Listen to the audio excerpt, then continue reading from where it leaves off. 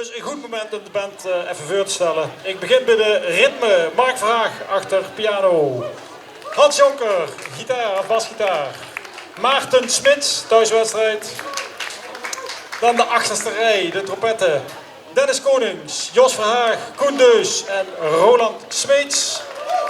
Trombones, Jeroen Donners, Dirk Bosman, Bram Deus, Ad Brokking. En op de voorste rij, bandleider en tenor Erik Vonke, Jan Teensma, Kirsten Mulkes, Tim Reinders en ikzelf, Ton Steeg. We gaan afsluiten met een liedje uit de Afrikaanse en zo. Maar je komt er wel achter. Zoet het right.